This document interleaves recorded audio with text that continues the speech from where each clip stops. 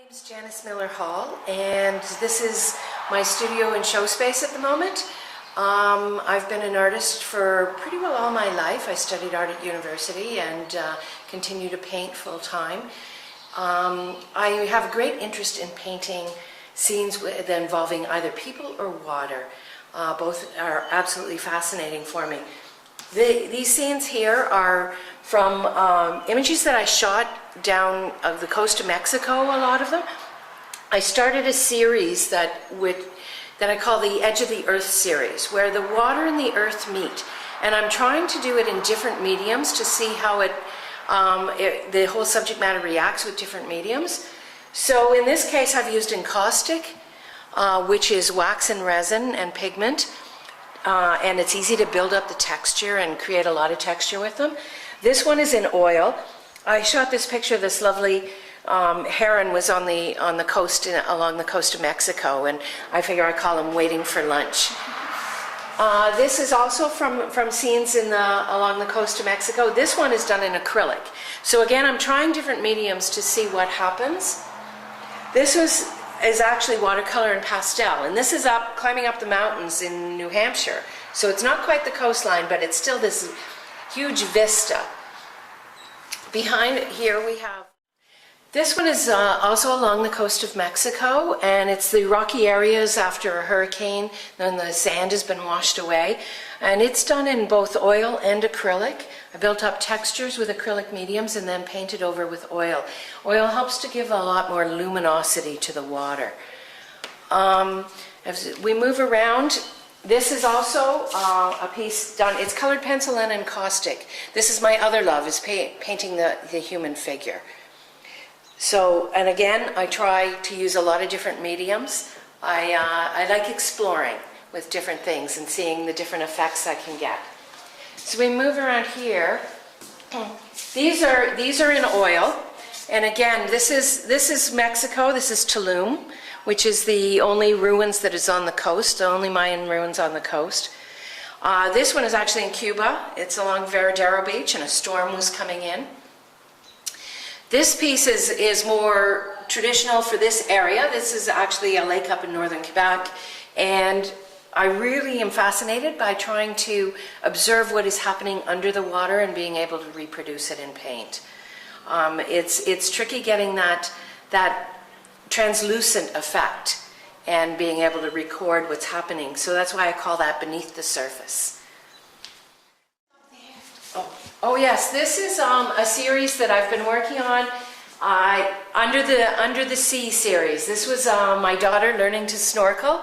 Many years ago we lived in the Bahamas, and I've been fascinated with these photos, and I just recently took them out and thought, oh, I have to paint these. So it's a combination of both my loves, the human figure and the water, and creating the effects of what happens underneath the water. That's the first one I've done. I've just completed a second one. It was just completed this week for the show. And this is the second one in the series. And this is your daughter too? It is my daughter, yeah. She's grown up now. This was from photos from years ago, but I keep going back to things that, sometimes a photo will sit in my studio for years before I know I want to do something with it, but I have to wait till the time is right and everything, and then, oh, this is what I want to do. Again, it is of a character from Cuba, and it is going to its new home soon. People who know this fellow in Cuba have purchased this painting from me, so I'm very happy to see it go somewhere where it means something. It's so much fun to create the characters and try to have their emotions and their life that's showing on their face. Trees also have character. These stumps, this was up at Pinny's Point, just wandering through, and these old stumps, I call it end of the road, and it's done in oil as well. And just having them silhouetted against the sky was I had to get down on the ground to shoot the photo to get the sky in the background. This is also looking up. I have a tendency in a lot of paintings to look up. I love the clouds and painting the clouds, and then just the trees. This is called Hanging On, so it's late fall and just the last leaves on the trees. To work in series on paintings, and so this group of paintings was from a trip I took out to the east coast of Canada. So this is in the Bay of Fundy on the Nova Scotia side, and I walked out to this this formation to take photos, and then I realized, oh, the tide is going to come back in, and I had to get back, and I lost my running shoes in the muck on the way back. But so it's nice to then do paintings, and they have a story behind them. This is a lighthouse. This one's in pastel. It's a lighthouse along the coast in PEI, and this is along the coast in Cape Breton. So again, the water is fascinating to me, whether it's just the water receding off the Bay of Fundy or the water crashing in along the coast of Cape Breton. I very seldom paint winter scenes because winter is not my favorite season, but this winter was a long winter, and so I did a few. This one is in oil, and I call it A Place to Hide. It's in my backyard, and there was a bunny rabbit that was living in here. So that was his place to hide every day. And this is out in my yard as well. This one is a pastel, and it's done on suede board. Again, I'm interested in trying different mediums and how they work.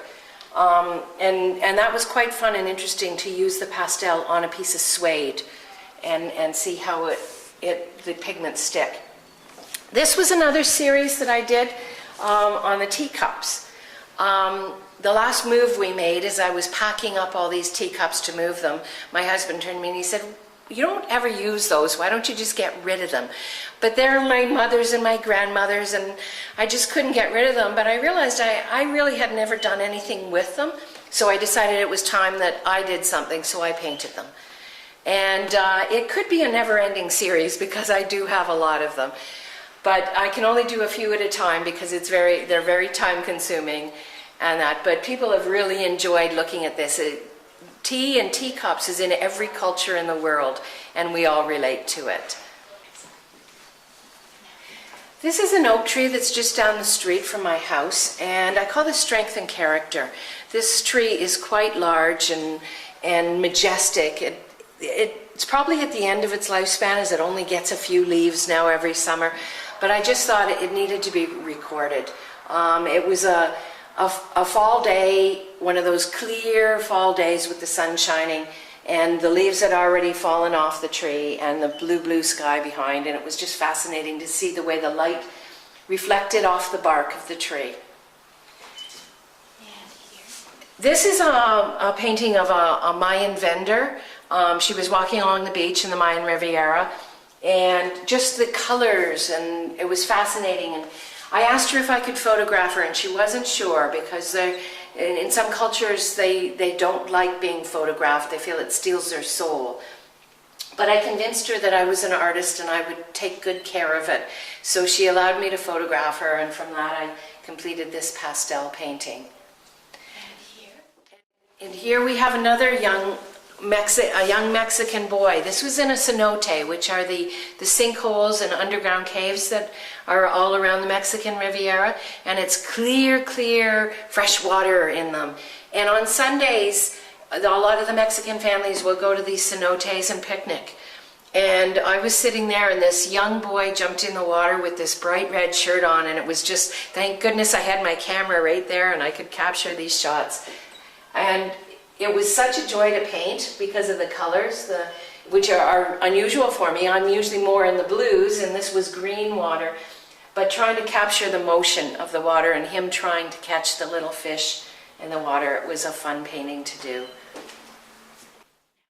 This is from a lake up in Northern Ontario. I'm from Northern Ontario myself, and the shorelines of the lakes and all the rocks and the reflections of the fall leaves on the water is just fascinating, and I can paint them endlessly.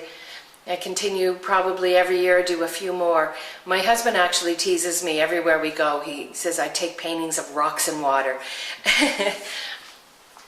And what are you working on right now? Well, I just got back from a 3-week trip to northern India, and we were up into the Himalayas, and I was fascinated. After about 2 hours of landing in New Delhi, I knew I was going to focus my energy of this trip on the people and the faces of India. So this I'm just beginning. I'm going to do a whole series based on the faces of India. This is some of the reference material, some of the photos from the photos that I shot while I was there. and I have thousands of photos. So this series could take quite a while. I will be happy.